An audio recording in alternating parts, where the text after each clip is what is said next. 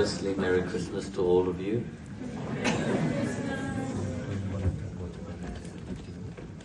Like everybody was saying, Christmas is different. You know. For the devotee, it have a different meaning. And as it's such an irony. I was watching a video during World War. I don't know whether it is first one or second one. The British was on one side and the Germans was on the other side. No, it's not good to talk about that. Who cares about it? So on Christmas time, the British, they put the white flag and they brought gift to the German. And for a few moments, even the German came out, they were all playing and all this. And then all of a sudden, there was a siren and they start fighting again. But that moment,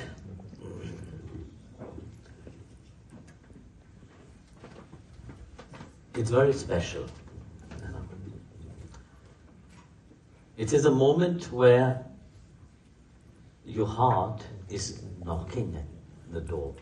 God is knocking at the door of your heart. Where you forget everything. You forget your enmity, you forget who is there. What become the most prime thing is the nature of Christmas. The nature of Christmas is the nature of peace. It's the nature of love. It doesn't matter. But nowadays we see the world have evolved, yes, in many ways. In technology it has evolved, in science it has evolved, but as a human being, they have not evolved. You have evolved in everything in the external reality, but not in becoming a better human being. Years after years, we are reminded, spiritual people are reminded, churches are praying, celebration is happening in the house of everybody, but just for a day.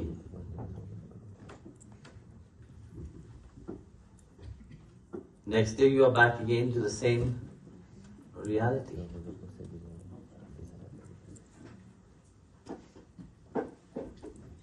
You have to move from here to here.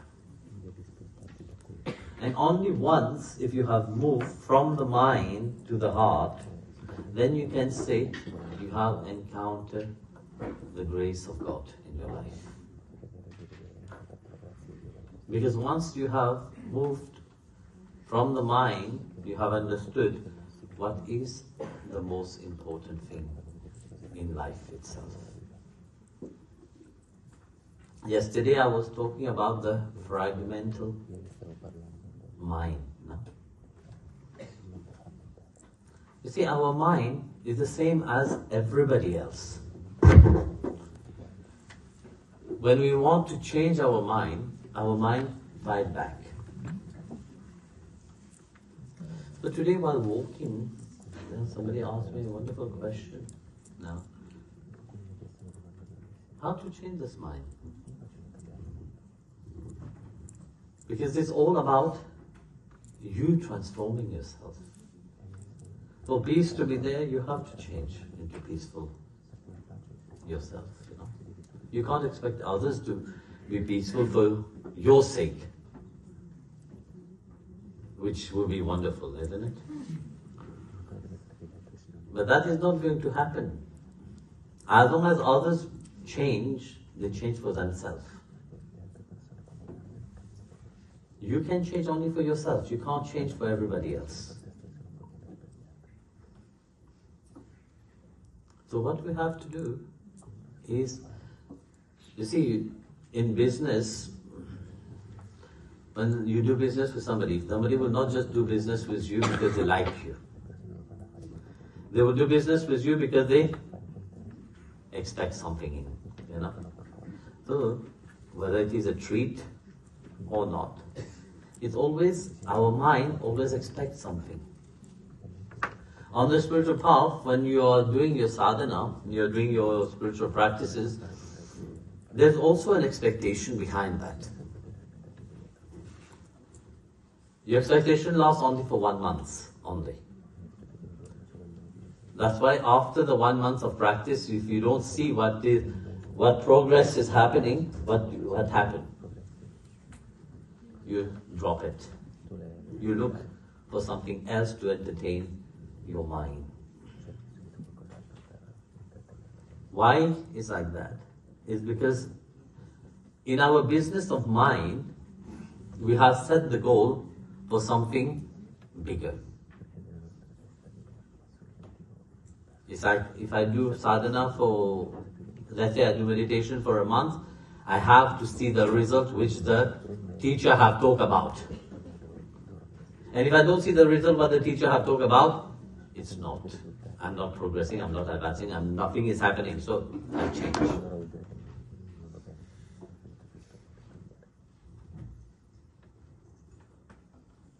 That expectation itself makes you discouraged. You have to set your goal not in higher. Set your goal in something which is minimum. Because if it is little changes, you will be able to change. But if it is set on big changes, it is very difficult to change. And like I said, our mind is always in business. Is what does the mind gain by that? If the mind don't get something, you don't. Swami Guru started the 40 days, you put a certain challenges to chant for 40 days. But at the end of 40 days, what happened? Very often people dropped.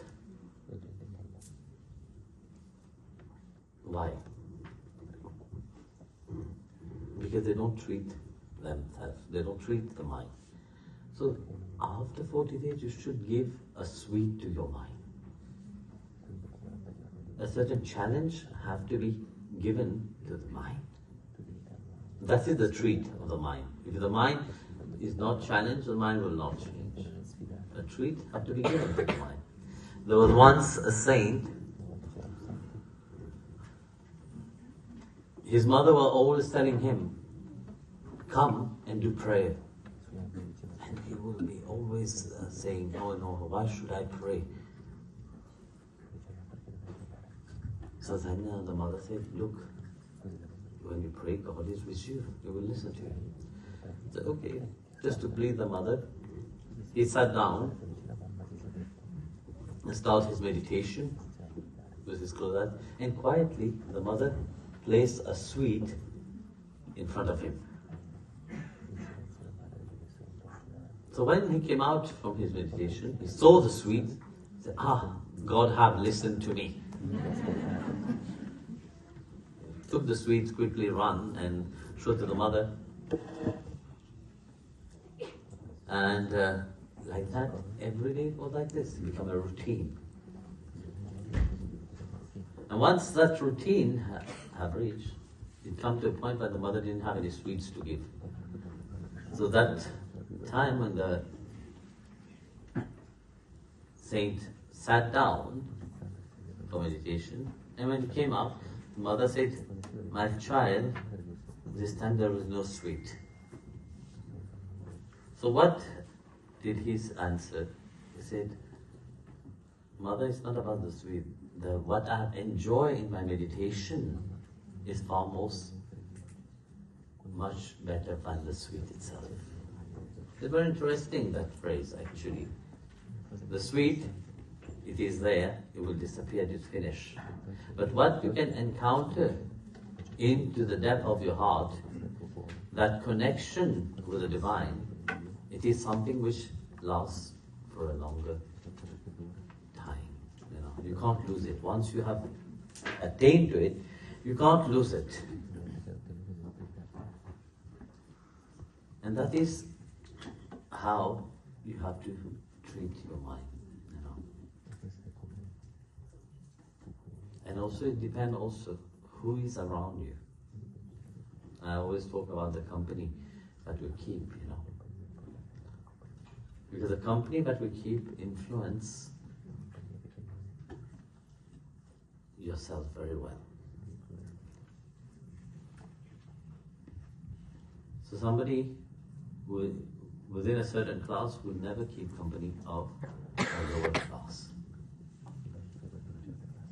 Somebody of a certain intellectual capacity will not keep company of a lower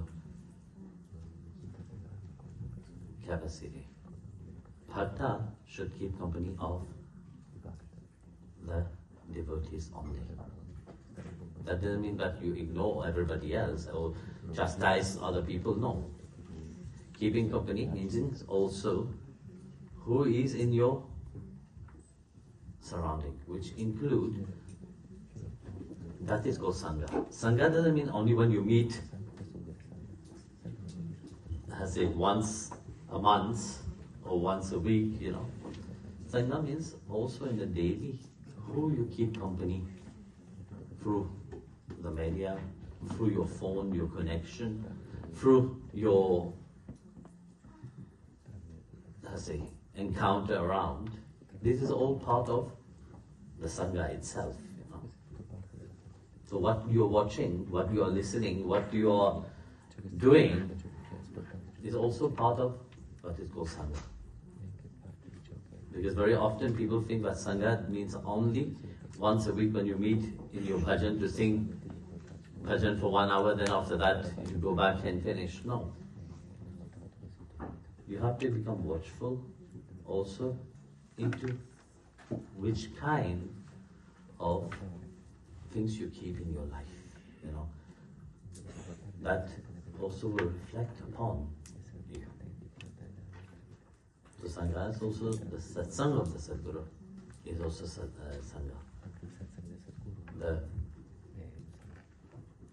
What you're watching, is it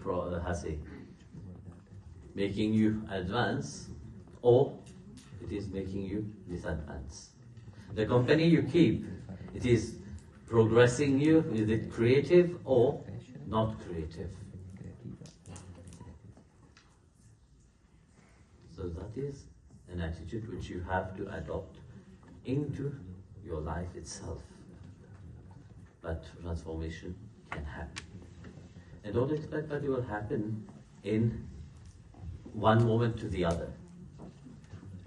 It happened on a daily basis, but unknowing to your physical eyes. It happened not in 50%, it happened in 1% every day.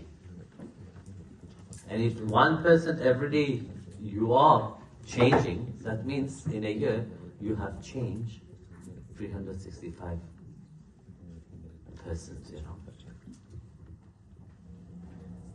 And that it is not noticed through the physical eyes. It's the same, you're aging every moment. Do you notice it? No, you think you're getting younger and younger. Huh? No. You're approaching, step by step you're approaching your final destination. But you don't notice it. Some notice it because you see it in the body, the pain of the body, all these things. But each moment you're getting old. In nature, that's what it is showing. Whatever grows in nature, it is not in a speedy way. It is step by step. It is how we forge even our relationship with God. You see, it is not through forcing. It is through becoming. So we were talking on the way. If you adopt a certain quality, let's say you're doing whatever you're doing, when you do something, you see it as separate from you, isn't it? It is something that you're doing outside. But if that thing that you're doing outside is part of you, it will be completely different mindset you will approach it. It's an extension of yourself. Don't think that you're doing for your boss. Just enjoy the job you're doing. You see, when you learn archery or you learn any other martial art, they tell that it's an extension of yourself. When you are shooting an arrow, bring it and shoot. No, you can't just, it's easy to take an arrow, put it in a string and then shoot. But say no, to have a better, even when you're doing sword or whatever, in ancient time nowadays, nobody will walk with sword, but some people walk still with some sword and all this stuff, but it's an extension of yourself that you are expressing. And this extension of yourself is in the present moment itself. And when you meet God, you will not meet Him in the past or in the future. You will always meet Him in the moment itself. And the quicker you realize that, the quicker transformation will happen inside of you. Because very often we have an idea, oh yeah, I will do all these things, then later on God will give me the darshan. You don't know.